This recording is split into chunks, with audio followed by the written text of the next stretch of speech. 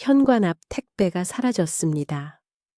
화면 속에는 아무도 없는데 감쪽같이 사라졌습니다. 건물 입구에 달린 화면은 멀쩡했지만 그 지점만 까맣게 비어 있었습니다. 그날 저는 알았습니다. 우리 집의 평화는 CCTV 사각지대처럼 애매한 어둠 위에 서 있었음을요.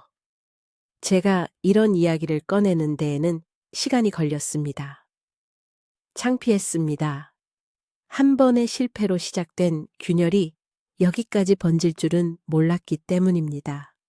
제 남편 영수는 오래전 사업을 크게 벌리다가 제어하지 못했고 결국 파산 면책을 받았습니다.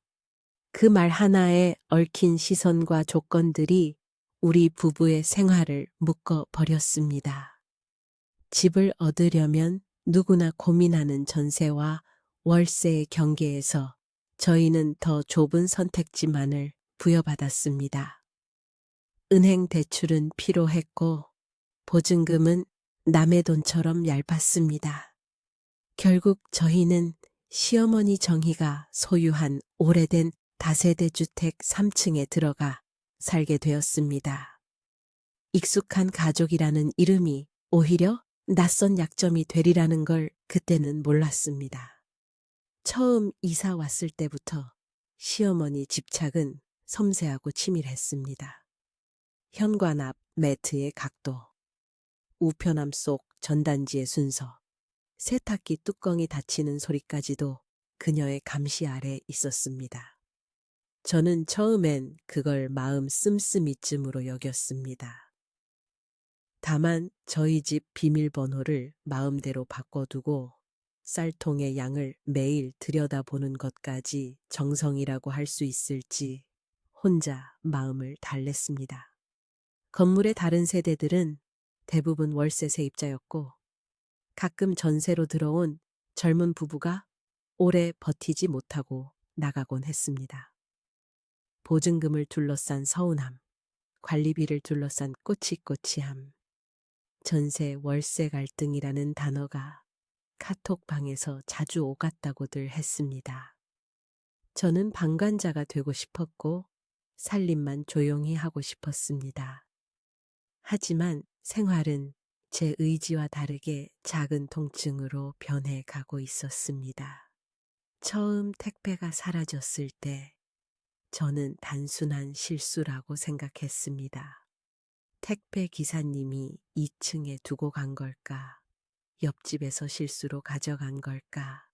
스스로 합리화를 했습니다. 그래도 이상했습니다.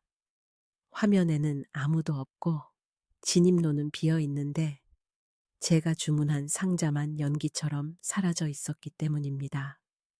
시어머니는 매일 복도와 계단을 쓸어 닦으며 복도를 가로지르는 이웃들의 발자취마저 관리했습니다. 그러니 누가 뭘 가져갔는지도 알 것 같았습니다. 그러나 입을 여는 순간 돌아올 되묻는 눈빛이 두려워 저는 침묵으로 밀려났습니다. 죄가 선명하지 않은 지점에서 의심을 꺼내면 그 순간부터는 관계가 죄책의 색을 띠기 시작하니까요. 그 즈음 저는 작은 마트에서 오전 아르바이트를 시작했습니다. 아주 조금의 숨통이었습니다. 저녁이면 제 손목은 늘 분주했고 밤마다 가계부를 펴면 숫자들이 말라붙은 잎사귀처럼 바스러졌습니다. 파산 면책이라는 두 단어가 벽에 새겨둔 낙서처럼 우리를 따라다녔습니다. 영수는 바닥까지 떨어졌다고 말하며 버티자고 했고 시어머니는 바닥은 곧장 지하로 내려간다고 하며 붙들었습니다. 저는 바닥이란 그저 더 내려갈 데 없다는 의미가 아니라 더 내려갈 데가 보이지 않는다는 뜻임을 그때 배웠습니다. 건물에 달린 CCTV는 4군데였습니다. 현관, 계단참, 옥상 입구, 주차장. 그런데 현관과 우편함 사이에 길게 드리워진 그림자 같은 구역이 유난히 비어 있었습니다. 복도 천장 기둥 때문에 렌즈가 닿지 않는 곳이라고 관리업자는 태평하게 말해 두었습니다. 저는 그 지점이 우리 삶의 구멍 같다고 느꼈습니다. 무언가가 들어와도 표정이 드러나지 않고 나가도 흔적이 남지 않는 작은 어둠. 그 즈음 제 지갑에서 5만 원권 한 장이 사라지고 냉장고 속 반찬 용기가 낯선 위치에 놓이는 일이 반복되었습니다. 흔들리기 시작한 건 물건이 아니라 제 마음이었습니다. 그날 밤 저는 손전등을 들고 복도를 걸었습니다. 둘째 줄 매트 아래에 숨겨둔 비상금 봉투 하나를 더 안전한 곳으로 옮기려던 참이었습니다. 저는 오래된 난간의 차가운 금속을 잡고 한 계단씩 내려가다가 문득 뒤에서 바스락 소리를 들었습니다. 돌아보면 아무도 없는 그 지점, CCTV 사각지대에서 공기만 움직이고 있었습니다. 저는 가슴을 부여잡고 위층으로 다급히 올라왔고 그날부터 작은 기록을 시작했습니다. 현관문 앞 먼지의 모양, 배달 온 종이에 접힌 방향, 시어머니의 발자국 소리, 영수의 출입 시간. 모든 것이 제 편이 아닐 수 있다는 생각이 저를 기록하는 인간으로 만들었습니다. 며칠 뒤 지하 창고를 정리하다가 녹슨 철제 상자를 하나 발견했습니다. 시어머니 세대의 창고였지만 오래 닫혀 있던 흔적이 선명했습니다. 저는 열쇠 고리에 묵직한 작은 열쇠를 발견하고 손에 쥐었습니다. 금속이 열릴 때의 둔탁한 소리가 지하의 곰팡내와 섞여 맴돌았습니다. 상자 안에는 누렇게 변색된 서류 봉투와 얇은 노트가 있었습니다. 낡은 일기장이었습니다. 저는 망설이다가 첫 장을 펼쳤습니다. 글씨는 촘촘했고 날짜는 오래전이었습니다. 그 안에는 젊은 시절 시어머니의 일상이 적혀 있었습니다. 시댁으로 들어와 살림을 배울 때의 긴장, 세입자들에게 보증금을 돌려줘야 할 때의 초조, 남편이 아프고 가난이 깊어지던 계절, 그리고 무엇보다 자신이 잃어버린 마음의 여분에 대한 기록이 묶여 있었습니다. 특히 한 장에는 전세, 월세 갈등이라는 단어가 빼곡히 언급되어 있었습니다. 어느 집은 전세금을 올려달라 하고 다른 집은 월세를 깎아달라 해 서로의 말이 칼처럼 날아다녔다고 적혀 있었습니다. 시어머니는 그러다 보니 문 하나 닫는 일에도 의미를 부여하게 되었다고.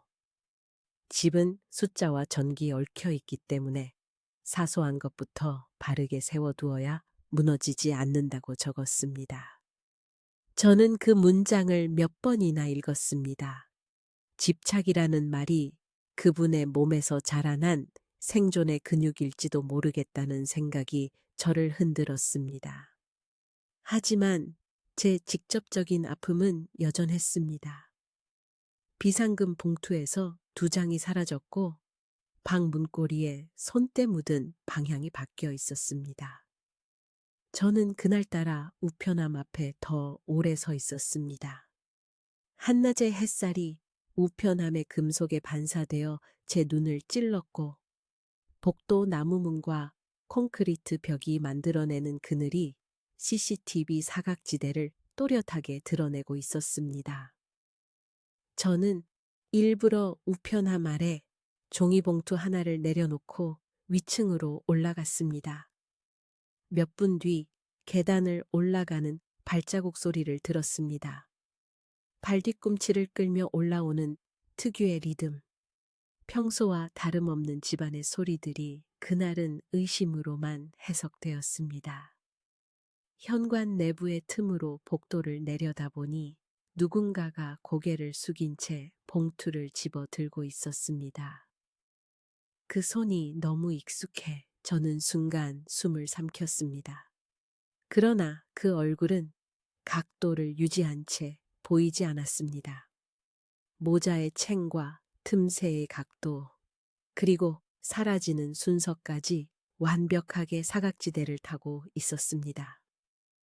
저는 그날 밤 잘못된 확신을 품었습니다. 제가 고개를 젖혀본 하늘은 좁았고 제 분노는 단단했습니다. 시어머니의 집착이 여기까지 왔다고, 제 생활을 시험하고 흔드는 손길이 결국은 같은 집 식구의 것이었다고 저는 스스로 판결해 버렸습니다. 이 집의 규칙이 실은 다른 이름의 구속이었다고 저는 제 안에서 조용히 선고했습니다.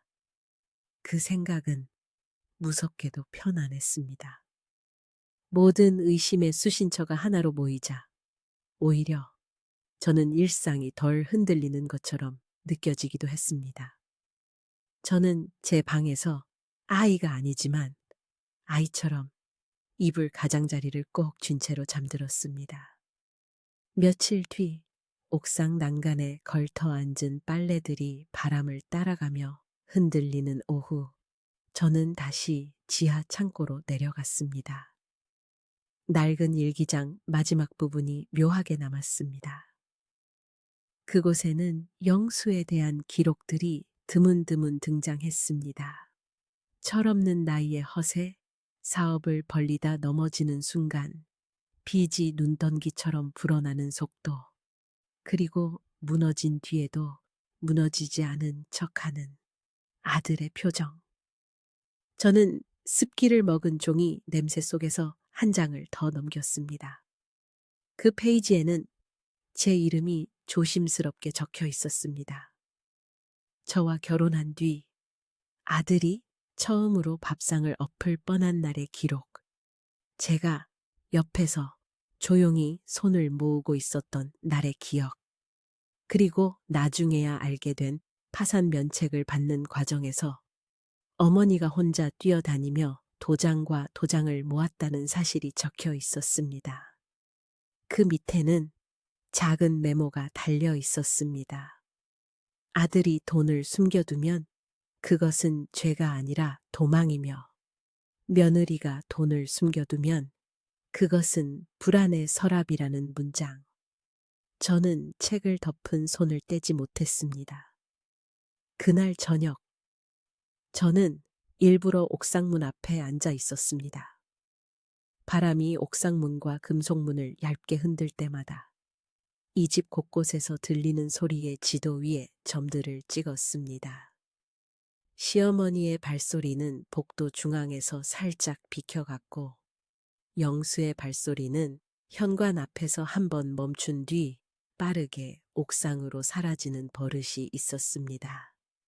저는 어쩌면 제가 틀렸을지 모른다는 예감이 옆구리를 찌르자 그 예감을 무시했습니다. 사람이 의심하는 방식에는 관성이 있어서 한 번 박힌 방향은 쉽게 돌아가지 않습니다. 그 다음 날 집에 들어왔을 때 제 서랍에 자물쇠가 느슨해져 있었습니다. 금고처럼 믿던 낡은 나무 서랍이 사실은 아무것도 지키지 못한다는 사실이 허탈했습니다. 사라진 금액은 손가락으로 꼽을 수 있을 만큼 크지도 않았습니다.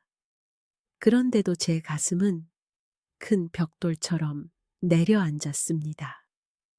저녁 무렵 저는 다시 우편함 아래에 봉투를 놓았습니다. 지켜보지 않겠다고 다짐했지만 발걸음은 계단참 모서리로 향했습니다. 그리고 저는 봤습니다. 반전은 불쑥 사람이 견딘 만큼의 방향에서 옵니다.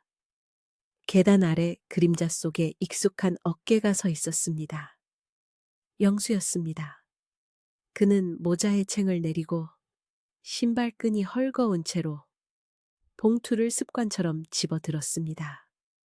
CCTV 사각지대는 누군가의 계획이 아니라 그가 익힌 습관의 지름길이었습니다. 그가 사라진 뒤에도 웃음소리 하나 나지 않았습니다.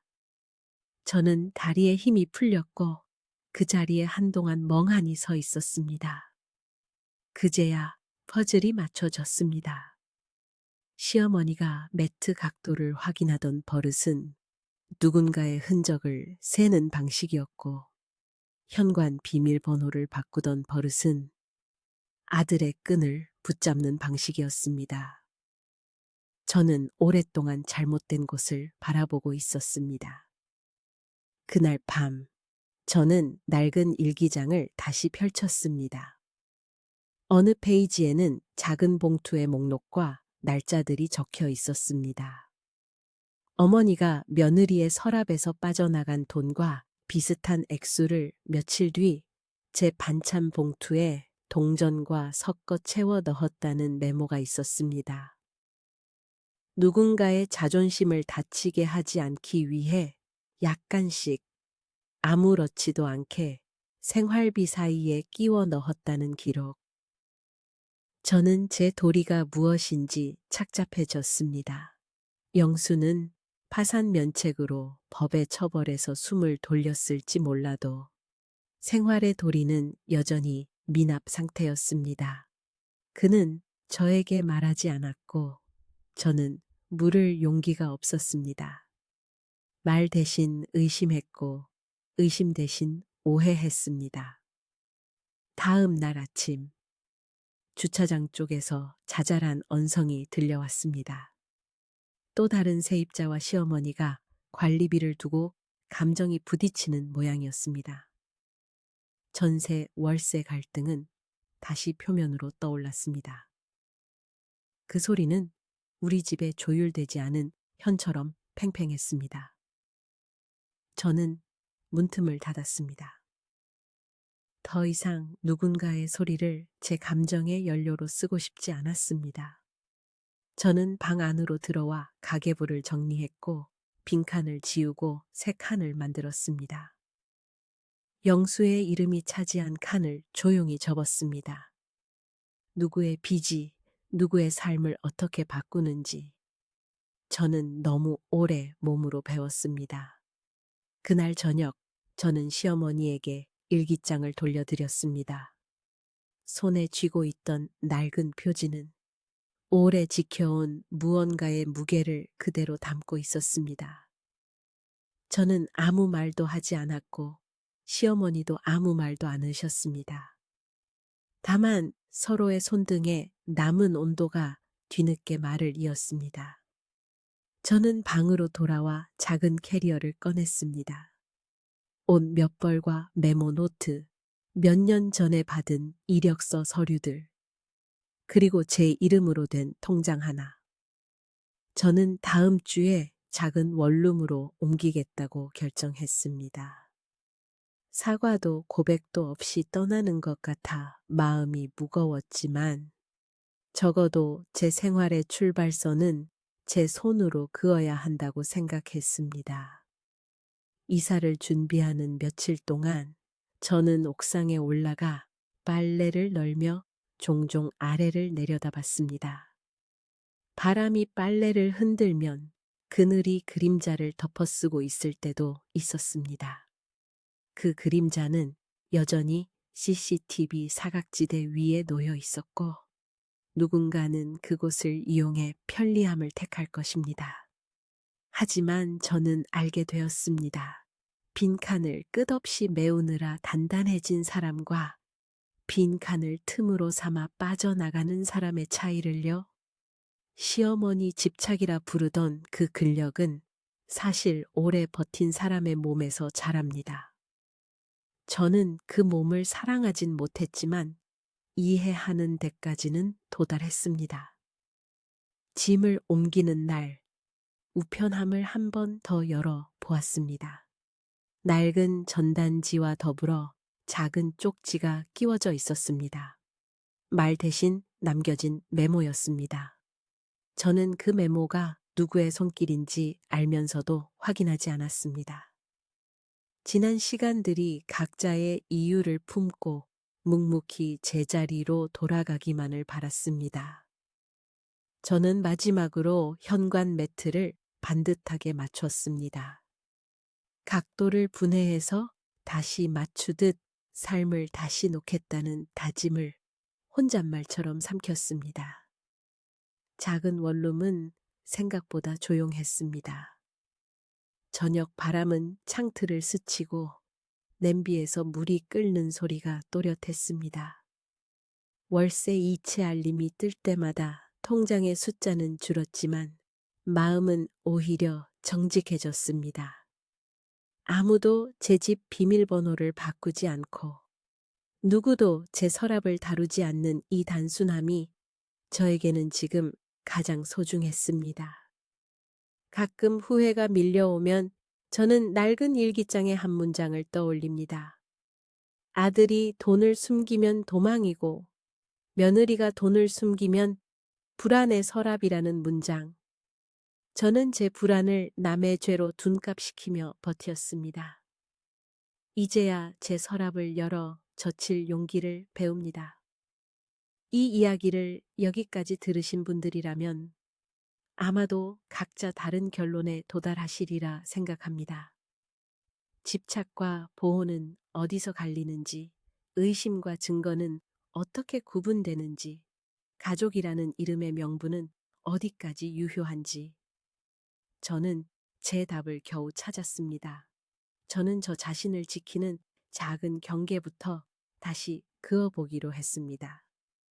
그리고 언젠가 영수가 자신의 빈칸을 채우는 법을 배우길, 시어머니가 숨을 고르는 법을 배우길 바랐습니다. 제게 남은 교훈은 단순합니다. 눈에 보이지 않는 사각지대가 두렵다면 먼저 내 마음의 사각지대부터 밝히라는 것입니다. 여러분이라면 저와 같은 상황에서 누구를 먼저 의심하고 누구를 먼저 이해하시겠습니까?